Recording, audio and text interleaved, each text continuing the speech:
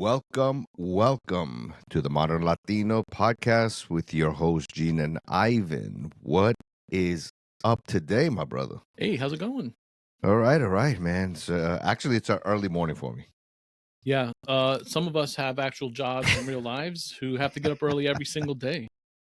Some of us don't. Stop it. Come on. Hey, listen, I earned it, man. Yeah, sure you did. Anyway, you keep telling yourself that. Anyway, I would have believed that that's true. No, I did, of course. Come on, stop.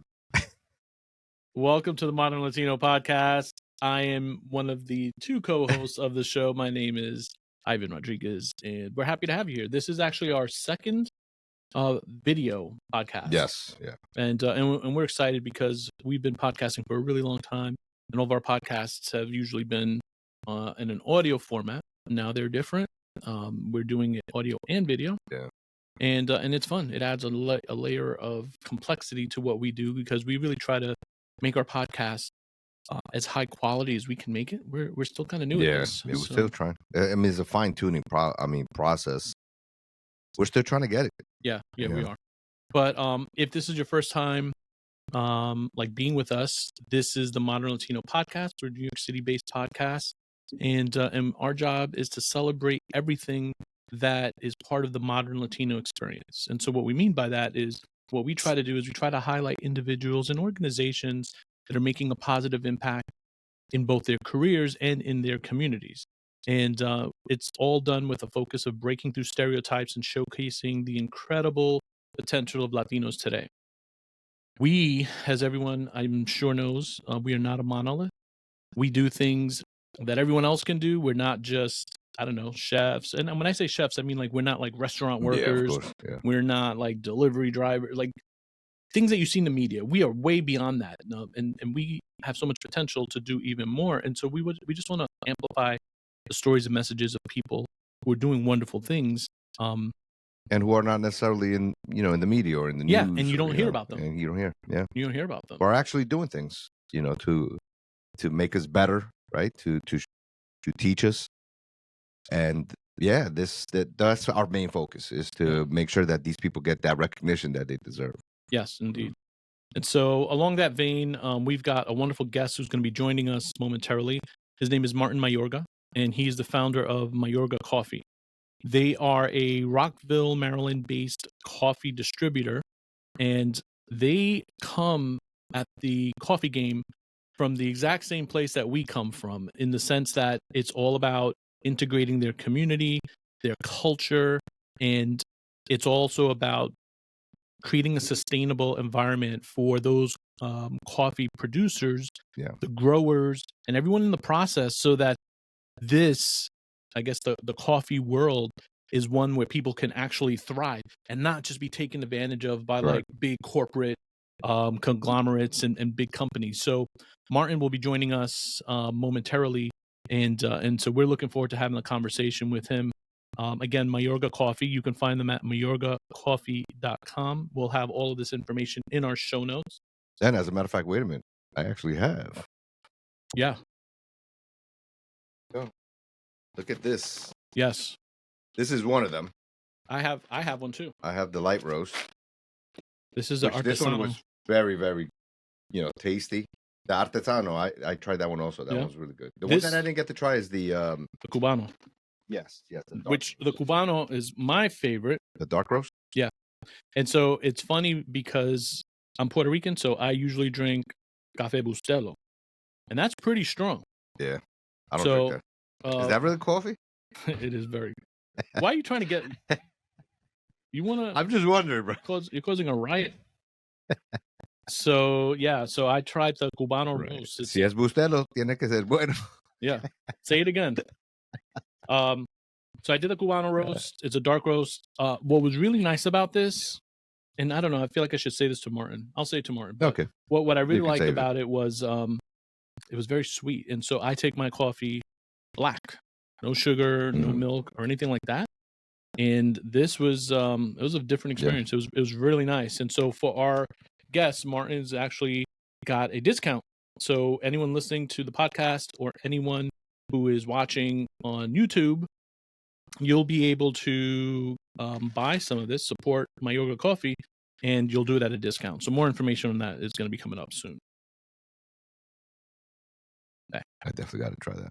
Yeah, you definitely should. Yeah. So as we're looking at, this year, we have a ton of guests who are already scheduled to be joining us. Yeah. And I'm really excited because I think people are going to enjoy everyone that we're talking to. We've got folks who are in the comic book game. We've got people who are part of the entertainment industry. We've got people who are in the music industry doing like big things. We're super excited. We're booked. We're already booked for the first quarter. So, fam, if you haven't already, make sure you visit us, themodernlatino.com. I'll go over like our socials in a little bit. But just make sure that you subscribe and like this podcast. That's right. All right. Without further ado, why don't we bring our friend Martin Mayorga into the studio? Oh. Hello, Martin. Martin, can you hear us? Welcome to the Modern Latino, Martin. Thank you. Thanks for having me. Thank you for joining us. Yeah, no, we're really excited. You joined in at the perfect time. I was just going over a little bit about our podcast, right? Who we are, and we were talking about Mayorga Coffee and why you're such a great fit. My name is Ivan. My partner is Gene. And together we are the Modern Latino. We're a New York City-based podcast, and we're all about celebrating the experience of the Modern Latino. We are focused on individuals who are doing wonderful things in their communities and organizations that are also doing wonderful things. And essentially, we want to make sure that we're celebrating the work that these folks are doing in their careers, and again, also celebrating what they're doing to support their communities. And we do this by focusing on breaking the stereotypes of what Latinos are, or what people think Latinos are in the media especially, but also showcasing the incredible potential that Latinos have today. And so you are definitely one of the folks we wanted to talk to because we're all about Mayorga Coffee. Yes. No, I appreciate that. And I think the philosophy is identical to mine, which is, I think we're well beyond the stereotypes and the low expectations that society sometimes and media has put on us. So I think it's great to have these platforms for us. Oh, yeah, 100%. And I have to say, when I found that we were going to talk to you, we both went and checked out your website, mayorgacoffee.com, and we'll give you a chance to kind of do all the plugs for everything. And we'll include all of this in our social media postings, etc. But one of the things that I really liked was on your homepage, I think on your story, you have a section that says Hecho con Orgullo Latino. And I love how that is like a core principle, one of the core pillars of your business, because when you think about coffee, first of all, there's there's lots of coffee stores, etc., but there's like the big guys out there. And I often have wondered, when I think about like downstream from like from the fields to the actual retail outlet, like that journey, and are people being taken care of and compensated, and are we creating a sustainable environment? Like those are things that I've thought about, but I didn't really know much about it, to be perfectly honest. And so learning a little bit about you, I think, has been fantastic. And so what I would love for you to do is tell us about Mayorga Coffee. I know you founded, I guess, back in 1997. Yep. Tell us all about who you are, your story, and tell us about Mayorga Coffee, and how did you like come about deciding that you wanted to get into this business? It's a long story as far as, how I got here. I think I got here and pretty much everything I've done is just natural, right? Has been a very natural process of the evolution of Martin Mayorga from a child born in Guatemala, facing an issue with the family where there was a major earthquake, sleeping in the car for a week, deciding that wasn't sustainable, going to Nicaragua, living through a revolution, escaping Nicaragua to go to Costa Rica. After a while, being asked to leave. There was too many Nicaraguans in Costa Rica after the revolution. Going to Peru, where my mom is from. And I think just the normalcy of my life was, as a child, normal, right? For me, revolution, earthquakes, terrorism, the things that I grew up with, seeing extreme poverty, seeing kind of the disparity, was very normal until I moved to the U.S. I went to Miami and I was like, well, this is very different. Even though Miami, when we lived there, was during the, violent drug related crime, but it was, I mean, a night and day difference. And then eventually moving up to DC, I think like most kids, I wanted to be very American. I became very Americanized very fast. Mhm. And I think you can look at it either way. My dad very much was, speak English, don't have an accent, assimilate. Some people critique that. I see it as a dad that wants his son to thrive in the environment he's in. But I think through that, you never lose, obviously, the roots of who you are. Your family is still all Spanish speaking and, eating the same foods. And that stayed within me even as I became this kind of outwardly Americanized, quote unquote, young man. And then that really shifted when I went back to Nicaragua in 1991 after Violeta Chamorro was the first democratically elected president. My expectation is things will be different, right? It'll be up and coming. There'll be progress. And it was kind of the same old in some ways. And in a lot of ways, it was worse than as I remembered it. Yeah. And that hit me. That hit me really hard. And I was this kid that had kind of taken this path, like I'll be this very Americanized Wall Street, money-making kind of hustler. And then it just hit me like a ton of bricks. And I said, well, I owe my heritage, my culture, my family more than that. And myself, to be honest, because I started seeing the fact that for no reason of my own or my own doing, I was able to have the privilege of escaping the earthquake, escaping the revolution. Not everybody had that chance. Yeah. And very few had the chance of going to the US and being accepted and being able to go to college and have a father who, despite the financial struggles he had, always prioritized education and everything. So for me, it was born from that. It was born from, how do I just go on with my life and pretend these things don't exist? So I literally just said, all right, I'm studying finance, Wall Street, no interest. I have no interest in Wall Street anymore. I want to go back and do something because I owe somebody something. I don't know who, I don't know what. I don't know if it's God. I don't know if it's my dad. I don't know if it's myself. I don't know if it's my people. But you can't be given these privileges and just turn your back on that. So that's pretty much what I did. And I started with cigars. Oddly enough, it just was a very kind of nostalgic thing for me. There was a lot of nostalgia around tobacco and cigars.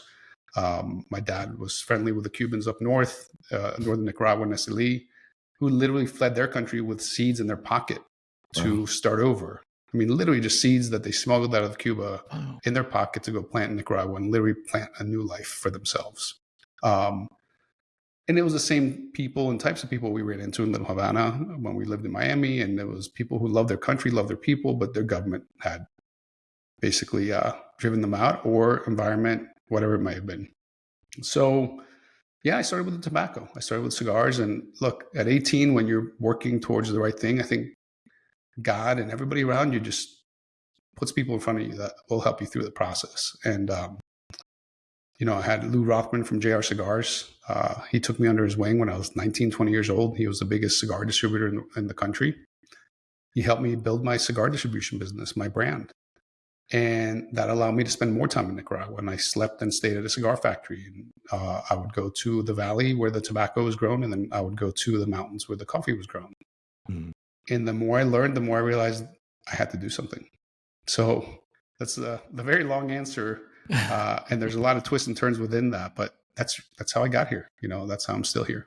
That's amazing. And now I just want to make sure, because you said so much in terms of what you experienced. And you've seen a lot. Did you, because I remember reading that it was at 18 years old that you said you knew that you wanted to do this. Were you starting your cigar distribution business at 18 at that young age? Yeah, I was turning 19. A lot of things happened at 18. I think going back to Nicaragua, I was also pretty lost, to be honest, as far as like where I kind of let society tell me where to go. And, one of my best friends passed away unexpectedly at 18, and really a lot of gut check moments and, what really matters and what am I doing here on this earth and how do I apply the gifts I've been given, including intelligence and hard work and work ethic.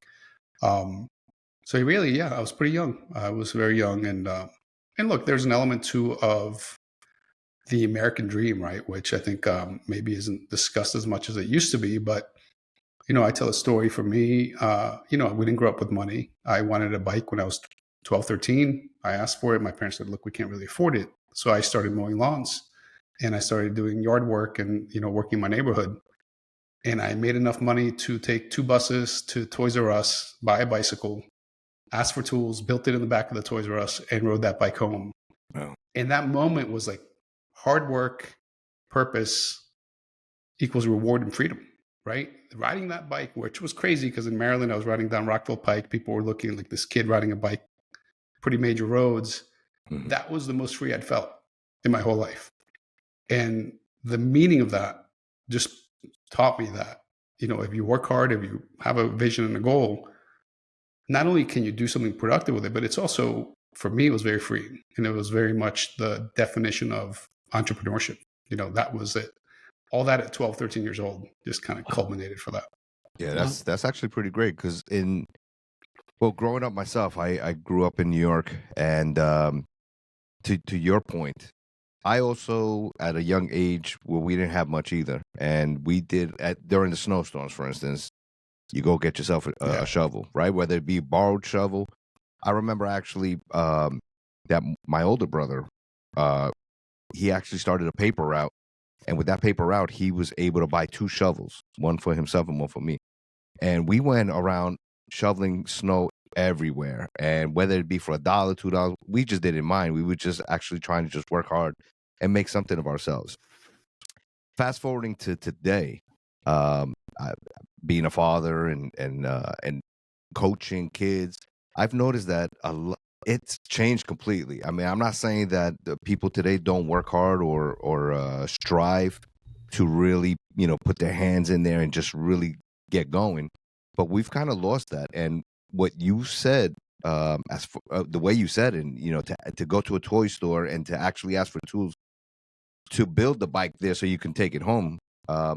That's something that we should admire nowadays, because from that little story that you just told, we are now looking at a major coffee distributor, and it's just a product that we saw, and we definitely feel that you have something going on over here. And I believe that if you don't start those dreams young, it's very difficult to attain those goals. And you've done a wonderful job with the coffee aspect of it. I appreciate that. All I knew growing up was hard work. And because I saw my dad work hard, unfortunately, I didn't see him have opportunities. So I think I also learned the value of opportunity, right? When it comes, you better be ready and you better pounce on it and you better squeeze it for all you got. So I think seeing those combinations, I mean, my dad was a highly educated, very impressive man who worked his way out of Leon, Nicaragua as a single mom, 2 boys. He knew he wanted more for life and he took some major risks. And God blessed him with intelligence and opportunity, but very limited. And also, in that time during the 80s, being from Nicaragua, there was some concern about, which side are you on the Cold War? And Nicaragua was, unfortunately, after we left, on the wrong side of it. So there was a lot of assumptions made of him that made it hard for him to find productive work. And I'll tell you, I mean, to me, that is a hallmark of my frustration and my struggle, and what really makes me sad about our countries, which is opportunity. There's nothing worse to me than seeing brilliant, hardworking people who are only suppressed and limited by the lack of opportunity. Right. And I have to be honest, I think a lot of it has been created through systemic, realities, from being colonized to extractive business practices where, people think they can come to our countries, buy product cheap, use cheap labor, pollute, have a glue factory that leaves addicted kids sniffing glue in the back of the factory and just disappear. These are realities. I'm not a conspiracy theorist, but I think anybody who knows our history can attest to that. Absolutely. And I know that's one of the reasons why I like the approach of your business, in that you really do care about creating like those sustainable systems for all of the folks that are part of that chain. And back to what Gene and you were saying about the American dream, I do think that in this country, the American dream it's probably changed a little bit, Martin. But what I always try to express to people that I talk to, especially children and young people, is that nobody said the American dream was easy, right? Like to your point, you have to work hard. There is no luck. Luck is really being prepared to seize upon the opportunities when they come up. But if you don't do the preparation, you don't do the hard work, it's not going to happen for you, right? I mean, for the very few folks. And I think that hearing your story is just another example of when sometimes I hear people who think they can get, and I know we're on a podcast, but they think they can get like famous with like, social media and then they're going to get rich. There's a lot of work that has to go into even those people who you see online. It's like that old, it's like a meme or whatever where you see like a floating iceberg and people just think that that's the success and everything, but they don't see what's under the water and all the work that went into to building that up. Yep. And so I like and so I do like the fact of what you just said. You built your company, but you did it in a way where you are kind of addressing these inequities that you've seen through your life. And why don't you tell us a little bit about that? Because you said you went from cigars to coffee, and I'm just trying to understand, how did you go about doing that? Because it's a competitive environment. We all know who the big names in coffee are today, and here you are doing this. And the other thing that I want to highlight, and I want you to speak to it, I read when I was doing the research something you said where you said you don't want to be seen as like a Latino brand, or you are a coffee, you're in the coffee space, and it doesn't matter if your background's Latino. Like, you should be recognized for who you are and the value that you're bringing. And I say this because we had a guest previously, Andy Amendola, who is an author, and he's from Uruguay, and he was saying like, his book shouldn't be on the Hispanic bookshelf just because of his last name, right? Like, exactly. And society kind of labels us that way. So I'm curious to hear about like what your thought process is into building Mayorga Coffee and kind of defining yourself in this space while doing all the work that you're doing. Yeah, all I've ever known is being me, right? And doing what I naturally believe and doing what I believe is right. It's funny you mentioned about an author having an issue that is very parallel to an issue I had. You mentioned the statement "Hecho con orgullo latino" on my bags. That's actually almost a protest of a situation I had about 12, 13 years ago with a grocery buyer who would only take our coffee to put it with the tortillas and the rice and the beans. And we literally had an argument where she said, well, it's an ethnic product. And I said, well, you could see it that way because it's from Latin America, but then every coffee in every shelf should be in an ethnic section because every coffee comes from ethnic areas like Africa, Asia, Latin America. So yeah, I think for me, and that's where after that I said, rather than hide it, I'm going to exclaim it, right? It's Hecho con orgullo latino. We're proud of it. We're not going to hide behind it, and we're going to demand that we be seen as specialty and as quality. And that journey began by being in Nicaragua and living there and living in Esteli and going to Jalapa and going to the valleys where the tobacco was grown. And then learning about coffee in the process, where you'd see it up in the mountains. And, I started seeing some areas that were very green, some areas that were very brown. The areas that were very green were preserved. The brown areas had landslides and issues with environmental issues because of they had cut the trees down. So I started learning a little bit about the impact of how coffee is grown. And then eventually I started learning the impact of how coffee is traded through a family friend. I refer to as an uncle, and as we all know, as Latinos, we have 50 aunts and uncles, only 2 or 3 of which are probably blood. So I remember him, I met up with him in Matagalpa, up in the coffee area. And he was just telling me he was going to have to abandon his coffee farm. And here I thought, man, this guy must have, I believed he was making great money. He had all this coffee production. He'd gotten it back from the Sandinistas, rebuilt it. And he literally on a napkin drew the supply chain, and he said, I don't know how to make enough money because the only way I can sell is people come to pick up the coffee from me. They sell it to, a mill. The mill won't buy from me because they're shut out. Right. Mhm. So, I think there's a little bit of benefit to kind of youthful arrogance where I said, well, I can sell your coffee in the US. I live in the US, right? How hard can it be? And the truth is, it wasn't hard at all, right? You can get things set up right where we got them set up to contract with a mill to do the milling as a process. We exported, we imported, and I went to roasters, which, by the way, in the late '90s were barely any. And to their credit, I had two pretty big roasters say, okay, and literally it was just because it was cheaper. They could get a better deal from me than they were getting from trade houses. And 98% of them who I went to said, we buy coffee from New York, which, you have to think about how, in my opinion, idiotic that is to say you buy coffee from New York when it's grown in Latin America, Mhm. Africa, and Indonesia. It's a, kind of a hands-off approach to their own industry. And then through that process, I then learned, well, there aren't enough roasters who believe in this. I need to become a roaster now. So the birth of Mayorga really started in the mid 90s, 94, 95 with the green coffee trading.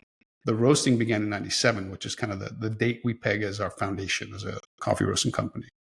And from there, I just basically zigged and zagged and learned lessons and sold to markets and sold here and sold there.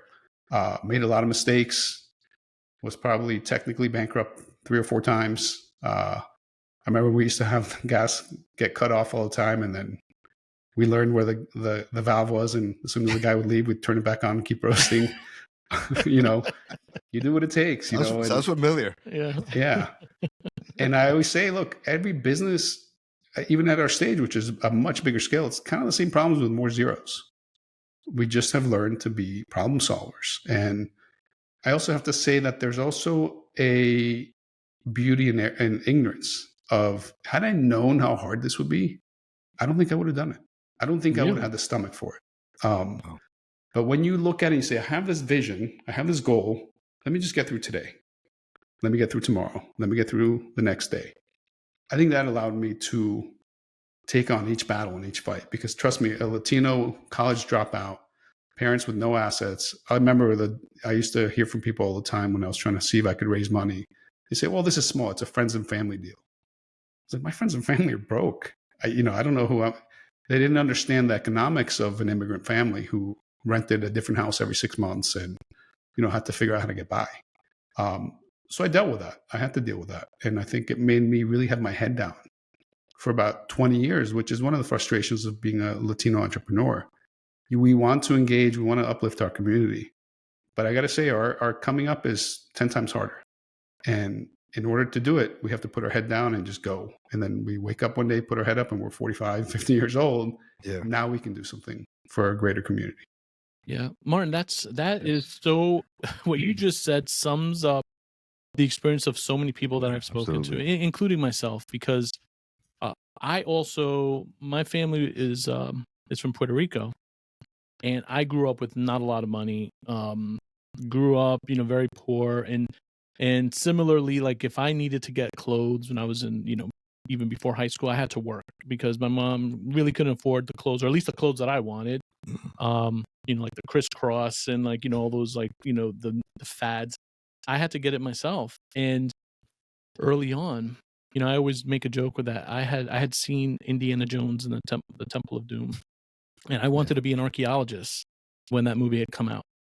But there wasn't a lot of Puerto Rican archaeologists from Brooklyn, and my family, they didn't go to college, so I didn't have a lot of like support to be able to do that. So I just knew the one thing I knew is that we needed money, and I had to help support my family. And so I went to college, and I went kind of like the corporate route, like what you're describing. Actually, I started working at Philip Morris right out of school. They hired me, but yeah. So I went into like banking, and fast forward all the years later, I kind of sit back and I say, man, I wish that I could have done these kinds of things that I'm really more passionate about, but I had to kind of go down a certain road just to make ends meet and support my family. And Now with my children, I try to push them to be able to have more fulfilling lives. Not that my life wasn't fulfilling, but just like pursue the passion so that you can make an impact in the things that are important to you, like our community, which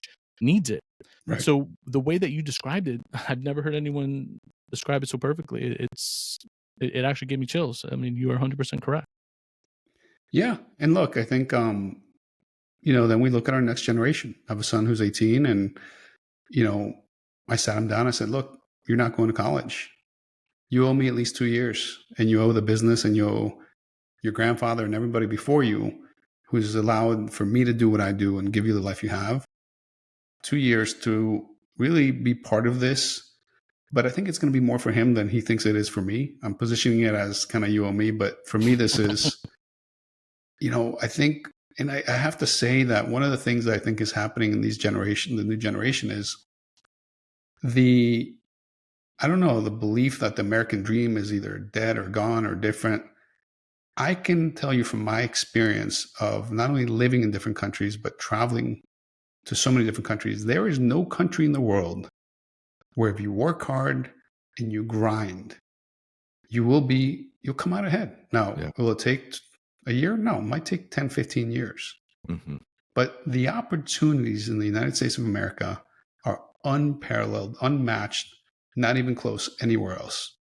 Maybe UK, maybe Europe, but still the culture we have for entrepreneurship, for creativity, for, breaking barriers, it's so ingrained in this country that I just think that it's tremendous. It's exciting. It's interesting.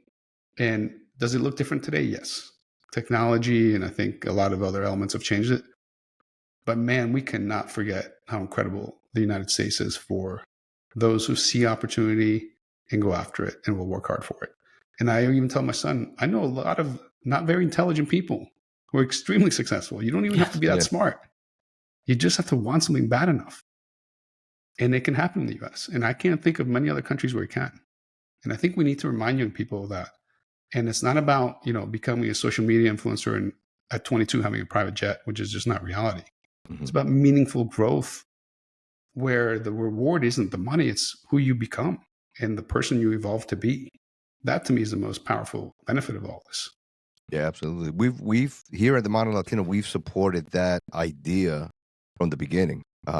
We feel exactly the way you feel. What we want to do is we want to completely encourage the Latino community and not just Latino community, but whoever listens to our show too. That yes, the working hard is a very, very important part of what we do. We can't just depend on people to give us things. Can't depend on with the government. We have to go out there and work hard. And you are a perfect example of everything that we've spoken about here.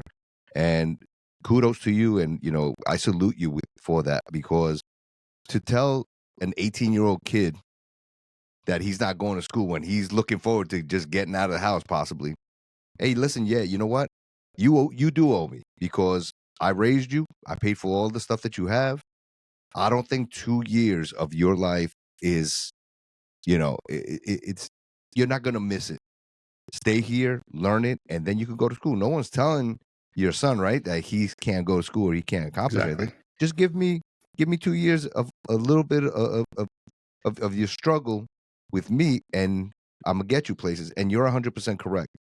A young kid today will not realize the benefits that you already know what the benefits will be. Yep. And so congratulations to that, because I also, with my kids, I do the same thing. I never sat them down and said, no, I'm not going to send you to college. In every single one of my kids, I took them one at a time, and I said, you know what, you need this, you require that, you do this. So each one of them, I had to do it in a different way, but I did exactly what you did. And I feel that that's exactly the way we have to continue doing it, because yes, I was born here in the United States. My parents are from Colombia, but this country here has given so much to my family that I definitely owe a debt of gratitude to the United States, and also believe, and I also know that contributing to this country, and especially encouraging others, and also not only that, but establishing our own aspect of where we come from is the right way of doing things, and that's how we're going to continue and encourage our communities to keep pushing forward. Yeah, and I think it's just engagement, right? I think, one of the other elements that I tell my son, it's not even just me and my father, and it's all the staff at Mayorga who happen to be 95% immigrants from El Salvador, Guatemala. They're in there packing coffee, roasting coffee, moving pallets. Um, you know, you owe them. You owe their years of hard work and their sacrifice to leave their country and do what they do so that we as a family can build a company. Of course, our team benefits. Of course, we treat them very well, give them benefits of, but I think not being removed from where your food comes from, literally, is important, right? It's like you don't want people to become too removed from agriculture because a lot of things can happen in the countries that grow product if people are too far removed. I never want my children to be removed from where they came from, not only culturally, but also what's fed them over the last 18 years or so. That's super important to at least have that conversation and make sure that they're aware of it. I want to talk a little bit about I want to dig into the coffee a little bit more because I'm still kind of fascinated in how you just kind of created this whole thing. First of all, I also wanted to say thank you for we actually got some samples here. Yes. Nice. Oh, this one was delicious. Hold on. Which one? Hold on. This was my favorite, the Cubano roast. Martin right here, the light roast. I love this one. Yeah, Cubano. And look, every one of my blends has a story. If you ask about any blend, I can tell you the background and why. So, this business is very personal. Cubano is my time in Miami and Little Havana and watching these old guys who I admired and to me were like these kind of revolutionary characters in a less than revolutionary way, meaning revolutionary in the fact that they came to the US to change their lives and ideally change lives back home. Buenos Dias I was walking through a coffee farm one morning. I'm like, man, everybody in the world should experience walking through a coffee farm in Latin America at sunrise and hearing the roosters. And, it's such an incredible, peaceful feeling. So anything we do it's personal. You asked about the coffee and our impact. My opinion is that most, quote, impact in the coffee industry is fabricated and commercial. My need and desire and purpose for impact is based on caring enough to be engaged in our countries and spend time in our countries to learn the realities, right? I think it's too easy to say we should pay more for coffee. We should get certifications.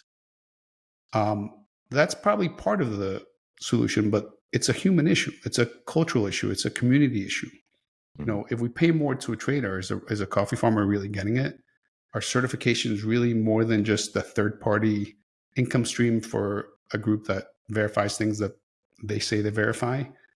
To me, there's nothing more relevant and impactful than human engagement and learning. I used to be critiqued very heavily for, thinking I was running a business, but I was really running a nonprofit because I spent so much time and money being in Latin America, sitting with banks, sitting with exporters, trying to understand and learn the dynamics of why are people who grow a product that is so highly consumed and so sought after and paid for at pretty decent prices on the consumption level, why are they so poor? And I was very blessed to have my dad's brain of finance and did very well in that realm when I was studying finance at Georgetown. But I had a very hard lesson that I learned, which was it's not about the coffee, it's about financing the coffee. You're talking about the number 2 traded commodity in the world. And the opportunity is less in let's mark up the coffee and sell it through the trade. That happens with middlemen. But the real secret is how this commodity is really just leveraged as a means to make money on financing. It is an asset that backs financial movements by some massive players from banks to traders. And it becomes a number and it becomes, dehumanized. And that is really the issue that's led to, what has been the price crisis. I think over the last 12 years, you've seen a big, kind of emergence of these specialty roasters and a lot of big claims. I think a lot of them are very well intended, but I think the lack of education is problematic because you have people sitting in, the global north that are the market consumers seeing things from afar and creating what they believe to be solutions, when frankly, I think a lot of them are falling into the trap that is being placed by the problematic players, which are some of the traders, and I believe in even some of the certifiers. So my approach has been go get to know producers. I remember where my now wife used to work for me, and she built a lot of the producer relationships, and she would tell me it's so uncomfortable to be in meetings between you and producers because you ask some questions that makes them feel like a little bit thrown off. And I would tell her, look, I can't solve something I can't see. I need to understand, what are your challenges? Why are you being charged such high interest rates? What are the mills charging you as far as milling fees? How much are they seeing a shrink? And the beauty was, in a way, as much as it made them uncomfortable, I would come back with solutions. And these people thought, well, this guy cares. This guy's really engaged, and it built trust. And I've had a lot of people tell me who are on my team say, you've made some pretty big promises, but you've delivered. I had my CFO tell me, I knew I would be a forever Mayorga employee or partner when in 2012 you sat around 25 producers and you said, we're going to plant chia, we're going to pay your coffee loans with this chia. I thought you were crazy. And we did it. And we not only did it, we now sell over 10 million pounds of chia a year. So it's engagement. The problem is most people don't want to engage because they want to run a business and they care about their P&L and their cash flow, and which you should to a degree. And there's too many traps that make people think they're making an impact through third-party certifiers or easy claims. We just have to be engaged and educated, and I think most aren't. Hey, Martin, can you explain what the third-party certifier, what is that, and what is that role? Well, I'm only going to talk about one right now, and then you can back into others. But there's a big movement right now for regenerative farming, right? Mm-hmm. Regenerative farming and that certification became a big move for U.S., mostly big ag, right? Dairy and very heavy, soy, dairy, just kind of massive production, monocrop type of systems. Mm-hmm. It has now been translated into anything, right? Regenerative organic, or just regenerative coffee farming. So now you have groups popping up and saying, well, you need to be certified if you're going to say regenerative. And we went through the process and we interviewed them all. We said, okay, what are your standards? What are the costs? What is the process? And ultimately, all it is somebody sitting back and saying, okay, here's the standards. We're going to verify it for you, and you'll pay us to do it, which makes sense. Third party has a little bit of validity. But then what happened with us is they then said, well, we don't have the infrastructure. You're going to have to pay, I think it was $300,000 for our team to go to your countries. And I'm like, I'm going to pay them to do what I've been doing for 20 some years, right? I can verify, and and one of the biggest things, the thing that really flipped the switch on me, because I really did want to align. I believed in the premise. When they told me how much more it would cost, and I said, well, this is punitive to producers and even to me. And their answer was, just pass the cost along to the consumer.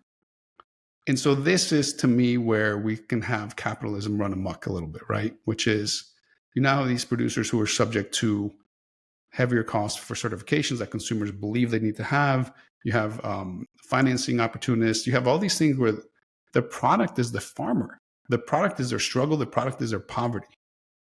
And everybody's just jumping on board to clamor, and nobody's saying, hey, let's sit back, let's understand the need.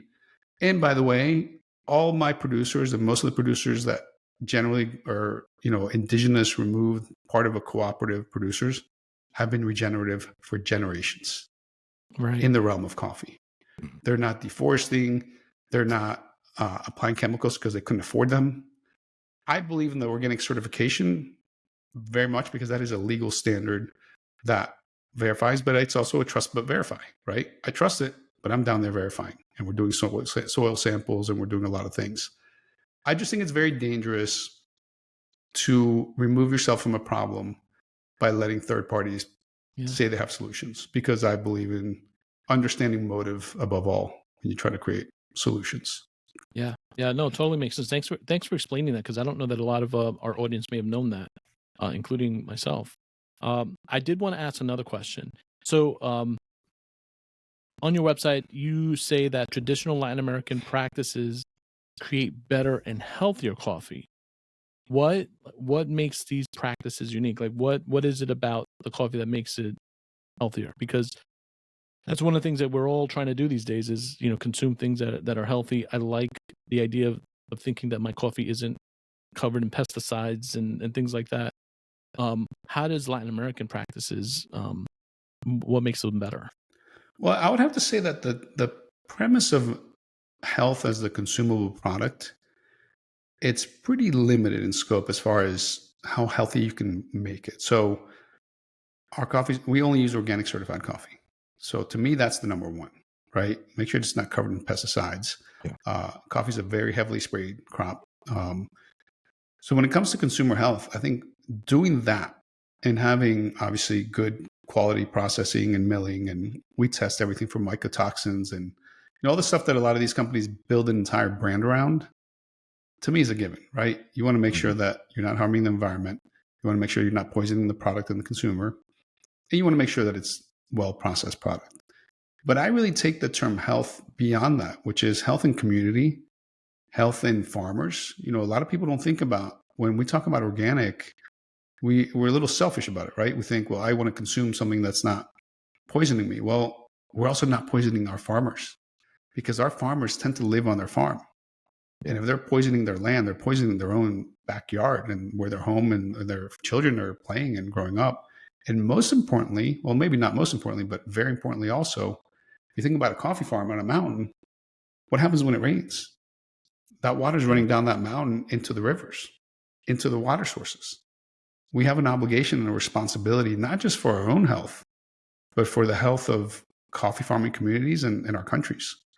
And I think that's been overlooked, and it's been, again, over commercialized, where organic is just about the selling point.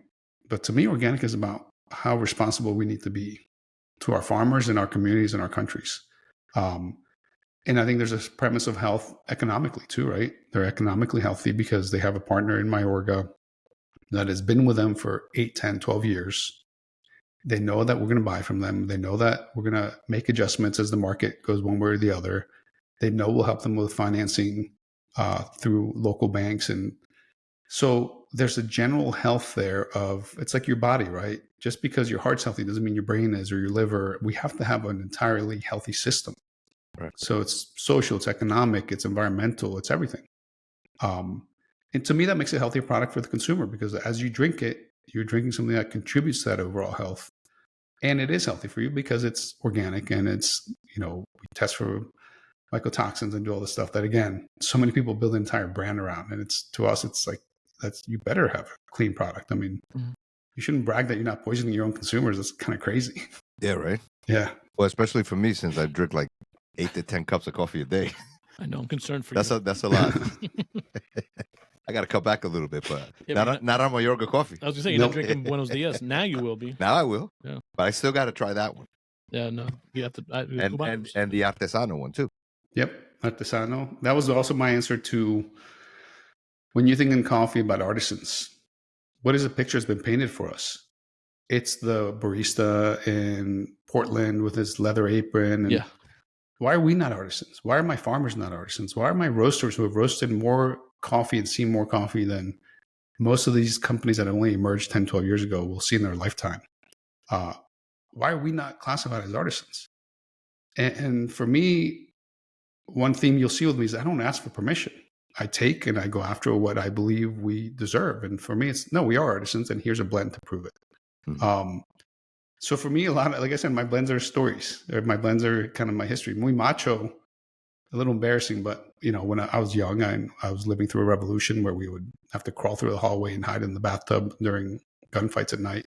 Wow. I had an imaginary friend I called Muy Macho, who was a wrestler, because I was big into the Mexican wrestler, like all the different Mil Máscaras, Martin Carajan, who was Martin, so I created Muy Macho. That's a blend we sell. So our brand, our company, everything we do is not only tells a story, but is authentically my lived experiences through Latin America and running this business and building it. No, that's great, because when you make things personal for yourself, it definitely takes off. And You could tell the difference between something that's just put together and something that actually means something to somebody. Yeah, Yeah, it that's means a great. lot That's to actually us. great. Well, and I wanted to ask, so I love that. I mean, your connection to the business is, it's palpable. I mean, it makes me feel really good to know that you care so much and that you're driving change the way that you are.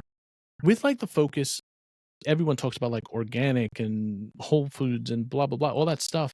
Uh, Yet we still have these issues. Do you feel that after all the work that you've done, are other people kind of like aligning with you? Do you feel like you're getting support, or is it still, it's funny, sometimes we talk to people about the challenges Latinos face in, for instance, the corporate space, and the challenges they're talking about today are the challenges that we were talking about 20 years ago. So I'm curious, are you seeing progress?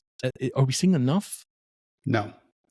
I think what I'm seeing in the market is those that see what we do take the easy part, which is saying they do what we've done. None of them have put in the hard work, and none of them are willing to. They'll find a wealthy farmer, wealthy farmers in our countries are the families that own the car dealerships and the banks and the hotels and the resorts, and they happen to have some coffee estates. They buy from them and say we're, farmer direct, and they take the premise, they take the kind of window dressing, use that to market. But where's the impact? Where's the engagement? Where's the learning? I don't see it. It's not that it doesn't exist. Where it does exist is it's like this microcosm. I think the massive companies are kind of in the background laughing at all this movement and all these things, and they're just making money, right? They're just selling commercial coffee, making a lot of money, literally billions of dollars in sales. I think some of the middle-sized companies are leveraging certifications. And I think some of the smaller guys are trying, but they're not willing to. And look, maybe they're not able to because a lot of them don't speak Spanish. I stopped buying out of Africa about 12 years ago because I realized, look, it's very far away. I can't connect because I don't speak the language. I don't have the shared experiences. So I said, I'm only going to work where I can make an impact, and I can make an impact in our countries because there's similarities. We can talk about, tamales on Christmas, and, when we started drinking coffee when we were 3 years old, and café con leche, and so when you have that personal connection, I think there's also more of an obligation and a willingness to cooperate on that level. But, I guess ask that a lot. And I think I feel a little arrogant when I tell people, but the truth is I don't see. People are like, what other companies do you see? I see a lot of people saying things. And maybe 20% I don't blame because I think they believe what they're saying. I also see a lot of BS. Mm-hmm. And I have a hard time differentiating between, do they really know that they're BSing, or are they just too ignorant in the realities of our countries and our culture and our industry to understand it? Because, look, I'm very upfront. I want to build $1 billion coffee brand. And it's not out of greed, but it's because we're talking about a multi-billion pound per year in the United States issue. And the poverty and the extraction that was leveraged against our countries and impoverished our coffee growing communities was done at scale. And the only way to beat that is with scale that does it better and with a conscience. Yeah. So I'm all for big. I'm all for scale. I'm all for growth. I'm all for, making real impact. And that's frowned upon because people want to believe small little artisan is what really matters and what really cares. I could tell you stories about small roasters and some of the fraud that I've seen. And it doesn't, I think people want to believe that being big is bad and being small is good. I think being small means you don't know how to grow a business, right? Being big can be bad, and some big companies have made bad decisions. But I think we have to be careful about that because I think it's a cop-out where people don't want to have the courage to go out and build something that really creates meaningful impact. That's definitely a good way to look at it. I actually, years ago, read an article in the New York Times, and I think they were describing the up-and-coming or the Starbucks aspect of their growth. And the article entailed a storyline where they were getting their coffee. I believe it was in Colombia, and they were describing how a $1 billion company would only pay the farmers, people that actually bring their product to line, hundreds of thousands of dollars out of $1 billion.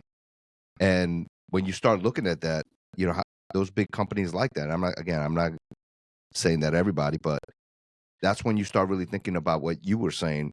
Do they actually care? Because you really want to bring the entire aspect of, from the time that it's grown to the processing to bringing it, transporting.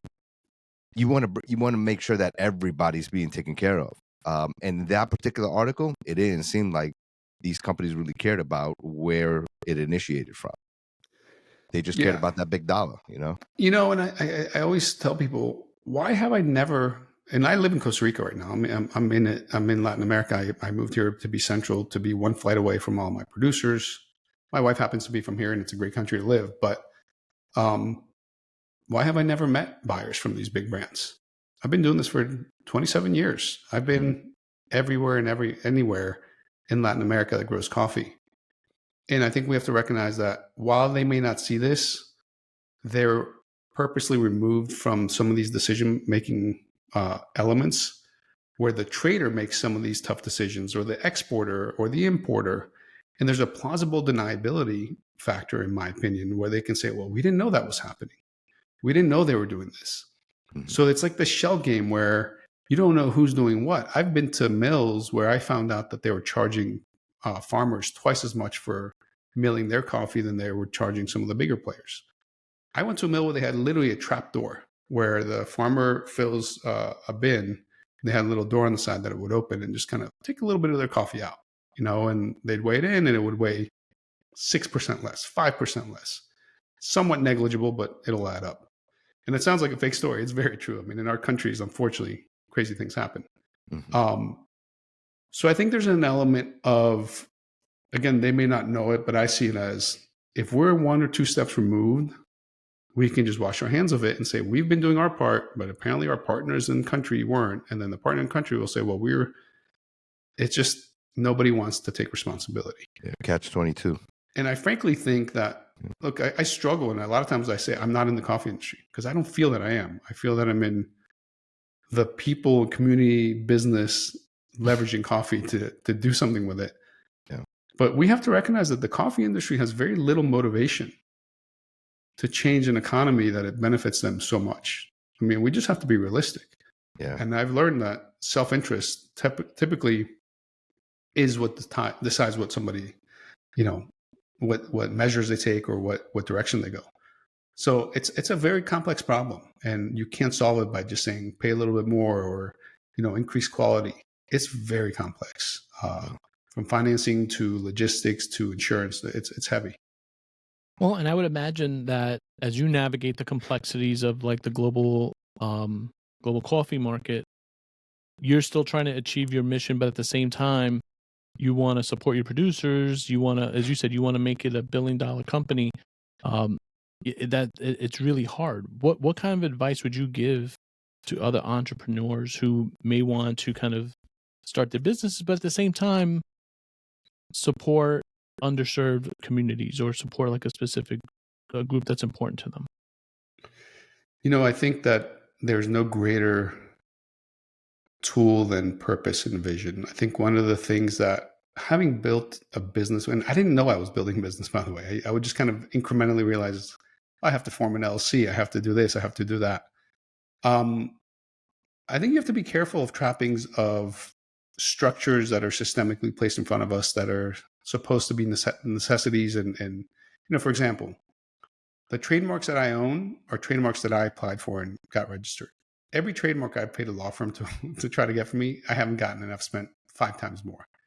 I'm not saying that's, but I think there's a perception that we need X, Y, and Z. I mean, people critique me for having a company my size and not having a board of directors. They understand why they don't understand why I don't have investors.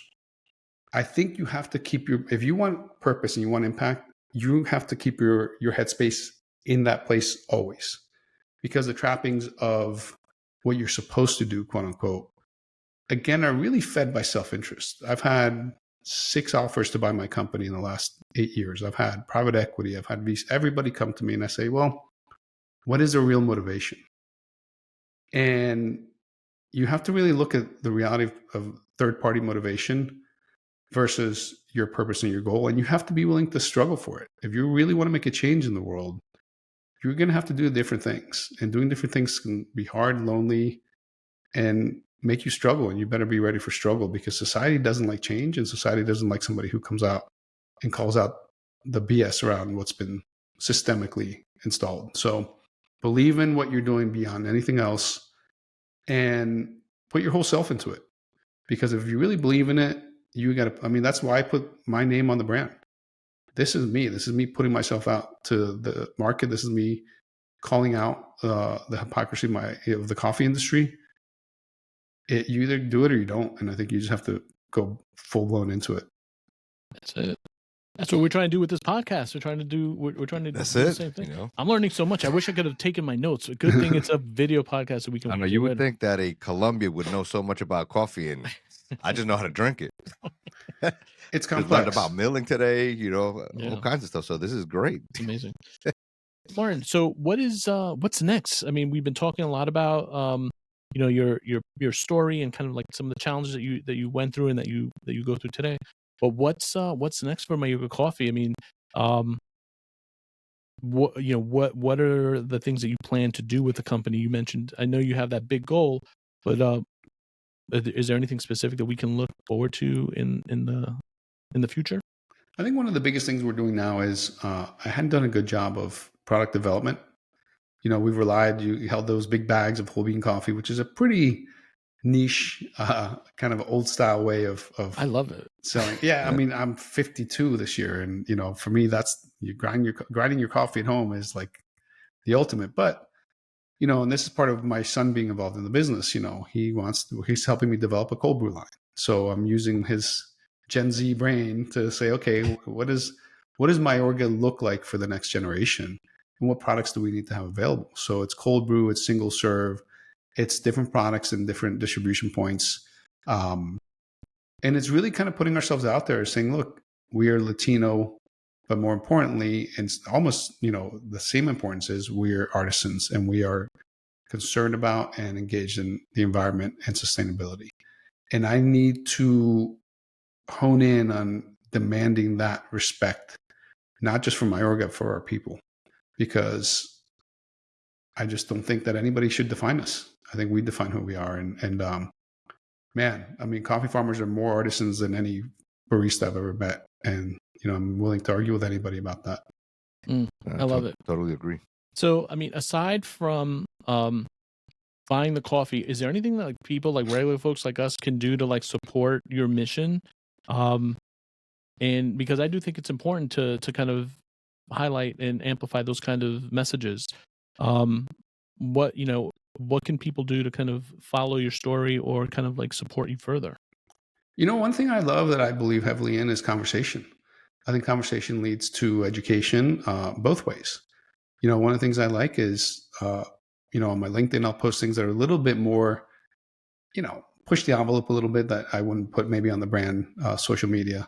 But I think social media engagement and conversation has so much upside in the fact that not only can consumers learn, but we can learn, right? And building that two-way communication. You know, obviously it's great to buy our products, and you know, if you're at Costco or Amazon or wherever, you know, our website, but it goes beyond that. And to me, I think that has more meaning, right? The meaning of somebody said, you know, I didn't know these things. Let me look into that. And what other products could I be exploring and maybe making better decisions around? And how else can I be, as a Latino, better aligned with my personal values and my consumption? Because we have to be very careful in the fact that the US market loves us for our dollars that we can spend, but they don't even want to get to know us. They don't understand that Latinos aren't one bucket, you know. That's right. Mexican, Puerto Rican, we're all very different. So I think we owe it to each other to have that conversation and say, oh, you know, in my country, we eat this with our coffee. And, you know, just I think conversation is important. And I think communication and mutual learning. I want to see that. I want to see that on our socials. I like being challenged. I like people, you know, try to call us out. It's an opportunity for me to really kind of dig in and show that what we say is what we do. There's no nuanced, you know, marketing here. I love it. That's exactly what we talk about with this podcast. Is one thing we would say, we're not a monolith, and how many times have someone kind of diminished what our cultures, bring to the world when they're just like, oh, you're Colombian, you're Puerto Rican, you're from Nicaragua. So you're all Latino and you all eat tamales, you all, And this is what you do. And like, this, they yeah. just like, they don't even understand the complexities of our individual cultures and how that weaves into the fabric of what makes Latino so wonderful and vibrant. So And I they love won't that. see, I'm sorry, but No, they go ahead. won't see beyond our food and music. What about Yes. our, deeper than culture, the Mayans and the cultures that we had before us and what they contributed to society and to math and to science. And it's been just wiped out and it's Yeah. ignored. Yeah. And all of a sudden, the Roman Empire and the Greek Empire, like nothing was going on in the Western Hemisphere for hundreds of years, which is just not true. Yeah. So I think we need to be voices for our culture and our heritage. I love it.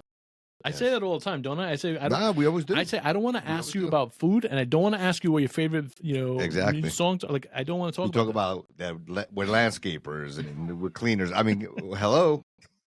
Yeah. I love A it. little bit more than just that, Yep. So, no, I'm sorry, go. well, I was just going to say, so one of the things that we also do with all of our guests is we ask them a question. We ask them, what does it mean to them to be a modern Latino? And we always get different answers. I'd love to hear kind of how you would sum it up. I think it's somebody who understands that their makeup and the embodiment of who they are is from the roots, right? It's from our culture and our heritage, but is not willing to let society define them, is going to define who they are to society and will show society that we can look in we can be great doctors, we can be great school teachers, we might be great landscapers, whatever it is, but we're not going to allow ourselves to be told who we are. And to me, a modern Latino is somebody who leads in society with a sense of purpose and definition of who they are and tells the world who they are through impact and through results. And we take that power back and we take that definition back and we command that respect that I think that we've deserved for many years. And unfortunately, we've had our head down too long and have allowed, society to not give us that respect. And I think it's time to earn it back. Oh, absolutely. That sounds perfect. That's perfect. Definitely. That's exactly what it's about. Thank you for sharing that. Of course. So, Martin, I want to make sure I give you a chance to explain to our listeners where they can find your coffee and where they can find more about you if you want to share that information. Sure. I think the easiest is mayorgacoffee.com. It's Mayorga coffee.com. And then all our socials are going to be Mayorga Coffee. My personal Instagram is martin.mayorga. It's pretty funny because I'm a pretty private person. So there's times when I take it private, I remove all followers. So if I seem a little, bipolar on my social, it's because sometimes I'm like, I don't like, but my LinkedIn is very open. And my LinkedIn, I believe, is just Martin Mayorga. And I like LinkedIn because we can have conversations outside of the coffee bubble. I can have conversations with business professionals. And then, Costco's throughout the East Coast and sometimes nationally, Amazon, and you'll be seeing us a lot more retailers in the coming years. So, we want engagement. We want to be part of the community. We want the community to be part of us. And we're really here to represent and ideally empower and motivate other Latinos to do what we've been doing for years and do it elsewhere. I love it. That's great. That's exactly what we need to be doing. More people need to be taking it as seriously as you are, Martin. I think probably of all our guests, you are in tune with our mission more than anyone, and I really appreciate that. I know we're also going to have in our show notes a discount code. Oh yeah, I'm supposed to. By the way, I'm terrible at marketing. I have a love-hate with. I feel like marketing sometimes feels like faking things. So my marketing person emailed me like, "Oh, there's a code." I'm like, I feel trashy, trying to promote. But we have a discount code. It's Martin15, MARTIN 15, and I believe it's 15% off your order on our website, mayorgacoffee.com. Ideally, we would love for as many people to buy the product, but also engage and learn and teach us and really just build a community around what we believe in and together make an impact. Yeah. So, Ivan, get those orders ready, man. I'm gonna place my orders today. I love it. And I was thinking when you were talking about kind of like the story behind like Buenos Dias, I would imagine that you would probably be like a good candidate to do like some sort of documentary or some kind of like a show talking about all the work that you do, because you're in beautiful locales. Costa Rica, it's on my list to go visit because I hear a lot of people like to retire there. Yes. I have a very good friend who has an Airbnb business that she runs there. So I've got to get down there. But it sounds like, you know, you're in great locales and you're doing like a lot of cool stuff. I could see you like having your own show, like not like not like Billions, is that what it is? I don't know. But like Well, Billions sounds good. I take that show.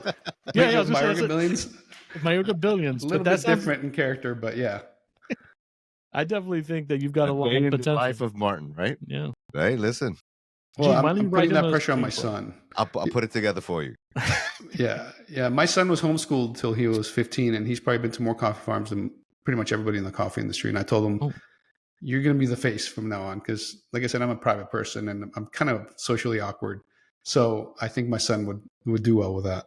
Oh, there you go. See? The next generation. You're Already the there. next generation. That's right. And yeah, that I think that's an idea that you can have 2 podcast guests in there. We'll help out. That'd be great. I'll be more than happy to go out there and help you out in any way possible.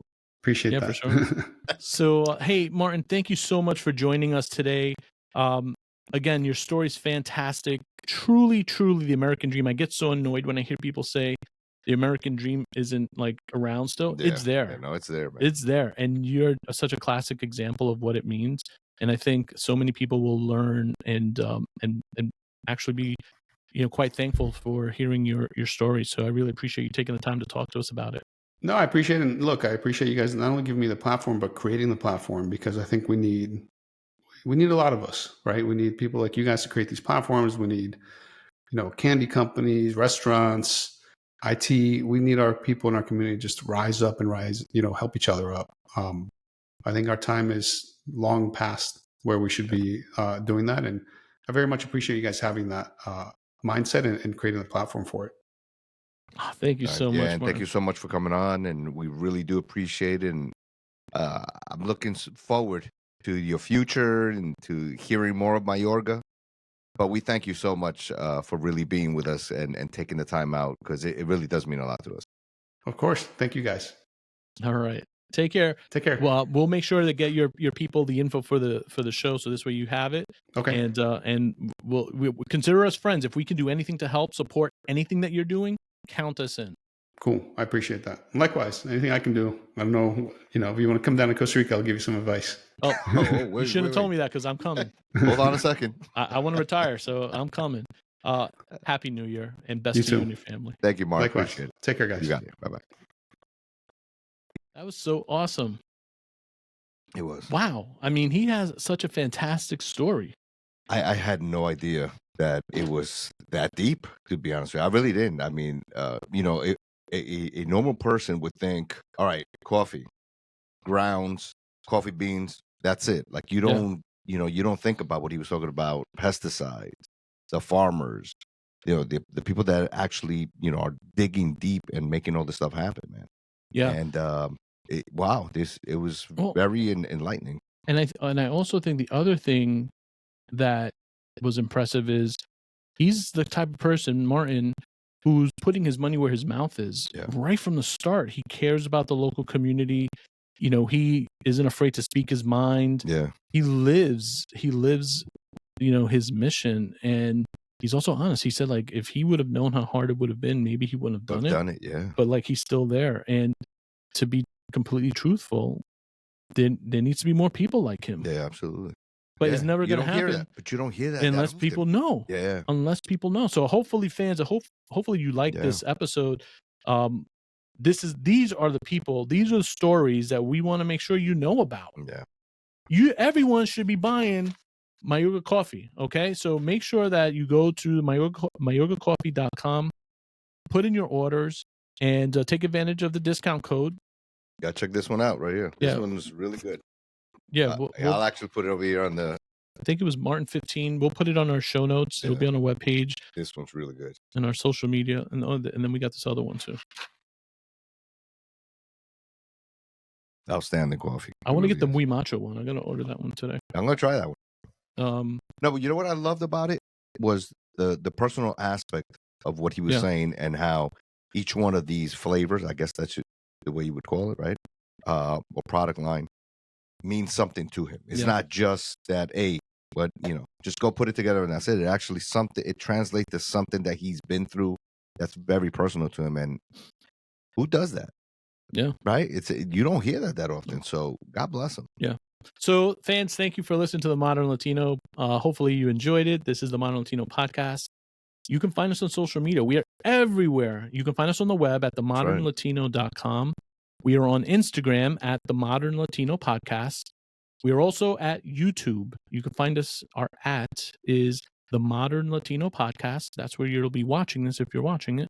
We're also on X, formerly Twitter, and that's Modern Latino Pod. On that one, I haven't really been checking it out, right? It's a lot, y'all. We need a Twitter person. It's a lot, y'all. So well, it's not Twitter, X. Yeah, no, I'm trying. Right? We're leveraging everything. And then also, if you like the show and want to support us, you can buy us a coffee. There's a link. It's called www.buymeacoffee.com/themodernlatino. And it goes a long way to help us kind of continue to do what we're doing. As I mentioned, we upgraded our systems. We're investing in this podcast because we want it to be as high quality as we can make it. And then if you listen to this podcast on Apple Podcasts or wherever, leave us a review, please. 5 stars. Good or bad. Yeah, I mean, look, we want 5 stars. We want positivity, but we need to get better. Yeah. So if you want to give us some critical feedback, that's all good. If you want to be on the show, send us an email. Go to our website. There's a little link for you to send us feedback. Send us your feedback. Tell us what you want to see. If there's someone that you think we should talk to, let us know. We'll be happy to reach out to them. As I said, we have a ton of awesome guests coming up, but please, please, please support. Send us a review. If you're watching the podcast on YouTube, subscribe, send us feedback, and we'll continue doing what we're doing. Happy New Year to all of you. Yes. Enjoy yourself, man, because this year I got a lot of things going on. Yes. So it's going to be good. This podcast is one of them. Yeah, I'm going to go make some coffee right now. That's it. All right. Mayorga Coffee. Yeah, for sure. Have a great time, everybody. Bye-bye. Take care.